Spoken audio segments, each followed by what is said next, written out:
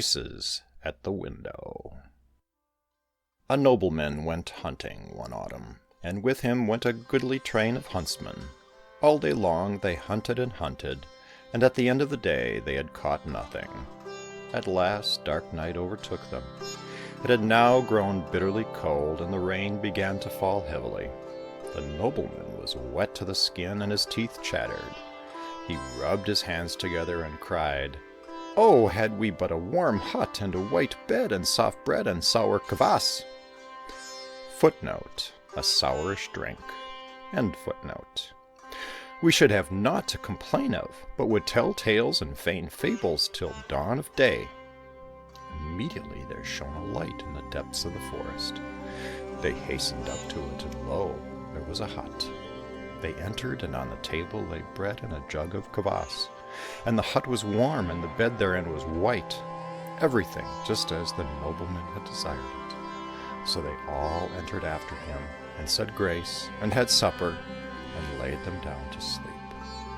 They all slept, all but one, but to him slumber would not come. About midnight he heard a strange noise, and something came to the window and said, "O thou son of a dog, thou didst say, if we had but a warm hut and a white bed and soft bread and sour kvass, we should have naught to complain of, but would tell tales and feign fables till dawn. But now thou hast forgotten thy fine promise, wherefore this shall befall thee on the way home.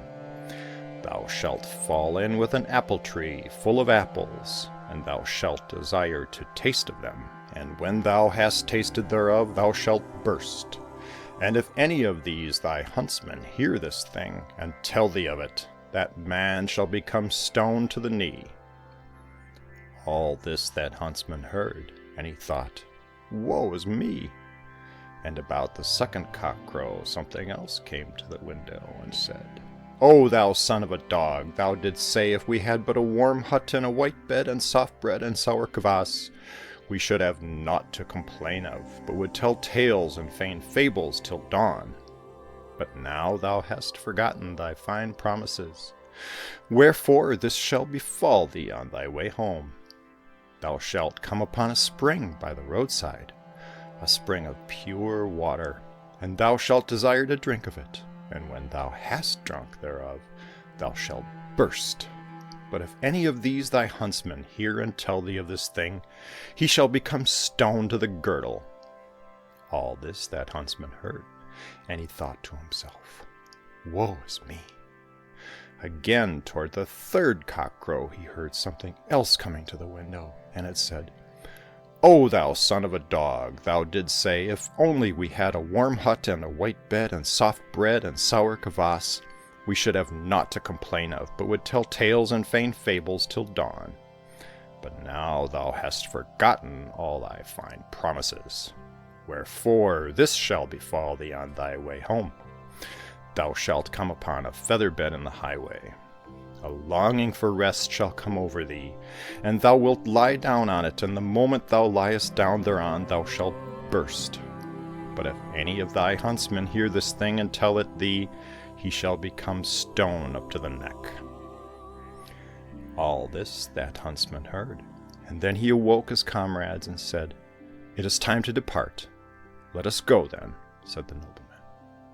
So on they went, and they had not gone very far when they saw an apple tree growing by the wayside, and on it were apples so beautiful that words cannot describe them. The nobleman felt that he must taste of these apples or die. But the wakeful huntsman rushed up and cut down the apple tree, whereupon apples and apple tree turned to ashes. But the huntsman galloped on before and hid himself. They went on a little farther till they came to a spring, and the water of that spring was so pure and clear that words cannot describe it. Then the nobleman felt that he must drink of that water or die. But the huntsman rushed up and splashed in the spring with his sword, and immediately the water turned to blood. The nobleman was wrath and cried, "Cut me down, that son of a dog!" But the huntsman rode on in front and hid himself. They went on still farther till they came upon a golden bed in the highway, full of white feathers, so soft and cozy that words cannot describe it. The nobleman felt that he must rest in that bed or die. Then the huntsman rushed up and struck the bed with his sword, and it turned to coal.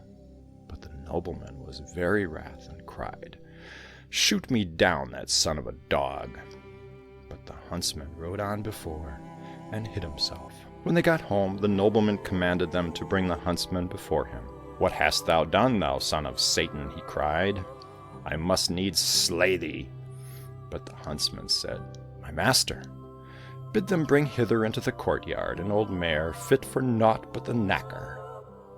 They brought the mare, and he mounted it and said, "My master, last midnight something came beneath the window and said, 'O son of a dog,' thou saidst, 'if only we had a warm hut and a white bed and soft bread and sour kvass, we should grieve no more, but tell tales and feign fables till dawn. And now thou hast forgotten thy promise.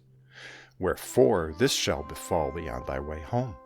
Thou shalt come upon an apple tree covered with apples by the wayside, and straightway thou shalt long to eat of them, and the moment thou tastest thereof, thou shalt burst. And if any of thy huntsmen hears this thing and tells thee of it, he shall become stone up to the knee.' When the huntsman had spoken so far, the horse on which he sat became stone up to the knee. Then he went on. About the second cockcrow, something else came to the window, and said the selfsame thing, and prophesied, 'He shall come upon a spring by the roadside, a spring of pure water, and he shall long to drink thereof, and the moment he tastes of it, he shall burst. And whoever hears and tells him of this thing shall become stone right up to the girdle.' And when the huntsman had spoken so far, the horse on which he sat became stone right up to the breast.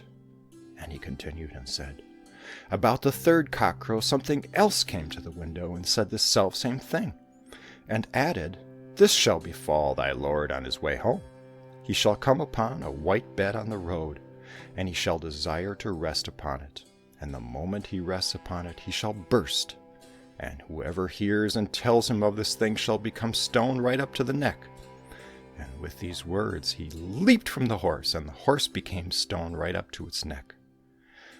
That, therefore, my master, was why I did what I did, and I pray thee to pardon me." End of section 4.